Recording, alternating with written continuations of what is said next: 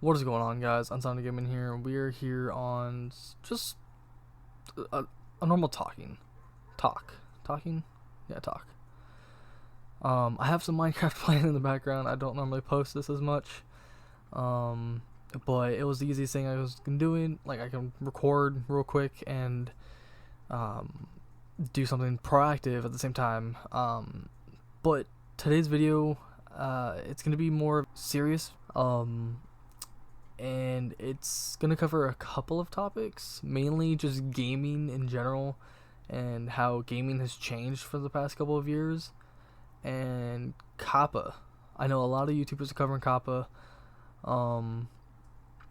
and it's a very serious thing. We actually need to take it more seriously. There are certain things that people need to realize what Coppa is actually trying to go for, not just trying to shut down YouTube in general.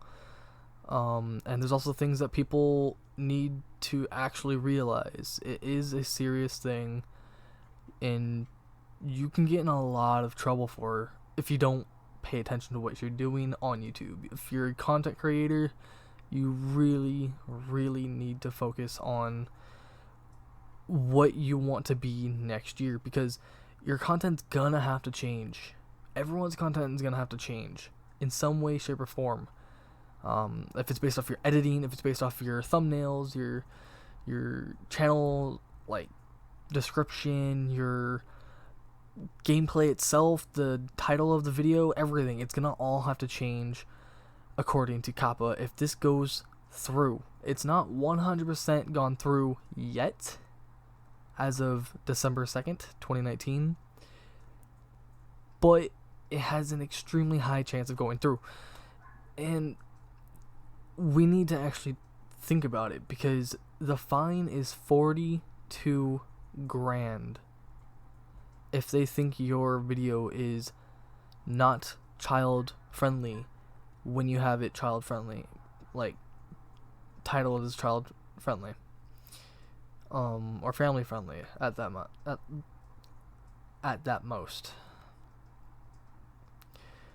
And it's something extremely, extremely controversial. A lot of people just don't want to think about it. They're gonna say, "Alright, it goes through, whatever, I'm gonna do me and see how it goes."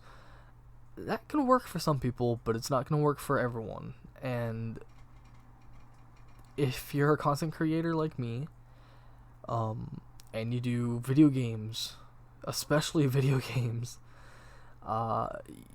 you're gonna have to focus on stuff, like really focus on what your stuff is gonna be based off of, and how you do your thumbnails, and how you do your titles, and how you do your end cards, and how you do anything, even just you talking. Like, it gets really, really bad. And the fact that it's just gonna take over, it's kind of ridiculous. But let's wait for a little bit. I've talked into some detail on that so far, but let's get back into what the first topic was, which is gaming as a whole, and how has it changed in the past couple of years. Well, I've been gaming ever since I was like 3 or 4 years old. Back on the original Xbox. I've been an Xbox fanboy, I guess, to a degree, my entire life. And even though I've been maining PC for almost 2 years now, I've barely touched a controller, let alone actually play it on my console. I still love Xbox. I am extremely hyped for Xbox Scarlet, if it actually changes to anything else other than Xbox 2. That's what people have been saying since 2016. A year after release of Xbox One, which again is still kind of a funny name. But it's changed, and the quality of games has changed by far, for sure. And it's not changing for the best. Obviously, some games come out absolute gems, a little buggy, but gems, like the new, most recent Star Wars game, Fallen Order. Absolutely amazing game. If you guys have not played Star Wars Fallen Order, treat yourself, play a game. It's semi-short, but you can get a good 10 to 12 hours out of it, and probably even 20 or more if you delve into every single world and try to max it out. Obviously, it's not going to be no God of War where if you 100% the entire game and everything in it, it'll go for like 30, 40 hours, probably more. But that's God of War, and that was many, many, many years into the making. This is Star Wars. This is EA we're talking about, and they do not have the best track record. And this is out of their comfort zone. They want to do multiplayer only experiences, get all the microtransactions, and get as much money as possible, milking every single person in their player base. But they allowed Star Wars to go through, so hopefully that proves that we actually want single player. So they can get rid of that quote, well, no one wants single player. That proves them wrong. But it's more than just EA. It's Activision, or the Call of Duty franchise. It went from the top player in the world of video games, top franchise, I should say, and destroyed, obliterated its name within just a few short years. A franchise that has been here since 2000, 2001, probably earlier. And it basically was brought to its knees at the beginning of 2016, I believe. 2015, whenever Advanced Warfare was released, Call of Duty started to fall hard at that time. And it's been struggling to come back up, and it even dropped even harder last year in 2018 with Black Ops 4. If you guys watch some of my older content about Black Ops 4, you guys definitely know my opinions about it and its microtransactions, and then the way they tried to monetize that $60 game. But that actually kind of leads into another topic. I wasn't actually planning on talking about this topic, but it's leading into it. Microtransactions and monetization. Games are being shipped at a $60 price tag. When I was younger, games would ship at a $30, $40 price tag for what we would have had now. A full-fledged game for 30 to 40 bucks. Now, $60. Well, there's rumors, it's not confirmed, but there's rumors that you're going to have to spend probably $70, maybe $80 in the next couple of years.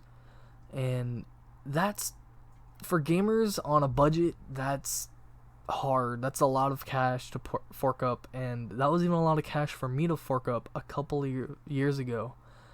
For a teenager that never had an allowance for a while, I had an allowance for a couple of years.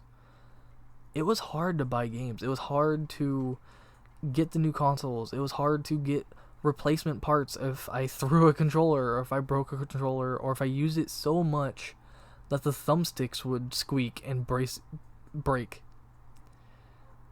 And this whole franchise, like, obviously it's gaming. We're all gamers here. We all love and do it every single day if we can. But it's changing really, really to the worst, and it's going down very, very fast. Obviously, Black Ops 4 was the turning point. 2017's Star Wars Battlefront 2 was a huge turning point when it comes to microtransactions and how the public actually visualized them. And they had to switch 100% of the way through. And a lot of games are actually now following the price point of $60, but all DLC is free. That's cool and all. But when the DLC that you guys give us is lackluster or absolute crap, why buy the game? You get the base game and some crappy DLC, crappy weapons in Call of Duty, or lackluster like experiences for your $60. Where does your $60 go? In that franchise's pocket and never to be seen again. A lot of games are shipping out broken, unfinished, unpolished, and at times just outright unplayable. Although I adored Anthem and I kept up with Anthem for a while, I really, really couldn't get past some of the absolute game-breaking bugs on PC. It was worse on console. I'm really glad I didn't have to deal with that, but on PC it was atrocious as well. And it really just turned me off of Anthem. I haven't touched Anthem in 5-6 months, and it's been 8-9 months of its release. I haven't even touched the newest DLC that actually added the what's it called? The storm or whatever, cyclone, I don't know, but the biggest DLC that was supposed to be there at launch, I haven't even touched it. I don't even know if it's good or not, but I don't want to play the game because it's just outright unplayable because it was unfinished at launch. Fallout 76, unfinished at launch, like, in the worst way. And more games are doing like that. A lot of games are now trying to do the $60 price tag with $15 to $20, sometimes $30 DLCs on top of a battle pass, trying to copy the battle royale type of streamline of content just to squeeze as much money out of you. And granted, the battle pass does do very well for monetization. You know exactly what you're getting, and you earn it through XP or playtime, which is nice. That actually is a good way to do it. If all franchises could do it that way, I'd prefer it. Obviously, I don't want it on every game, but I'd prefer it. But Call of Duty as of 2019, Call of Duty Modern Warfare, basically, I love this game. I absolutely love this game. It's almost up there for me in personal. My top 4 CODs is Black Ops 2, Modern Warfare 2, Infinite Warfare, although it was very, very hated for a while, Infinite Warfare, and then number 4, Call of Duty Modern Warfare. I love the classic CODs, and I still hop on the old games that I have in my Steam. I download Modern Warfare 2, Black Ops 2, some Modern Warfare, just to play the campaigns again and experience those amazing stories. And finished games at launch, still buggy, but still finished. And then we get to 2010s and up. But in current day, Modern Warfare, it was playable, but it wasn't finished.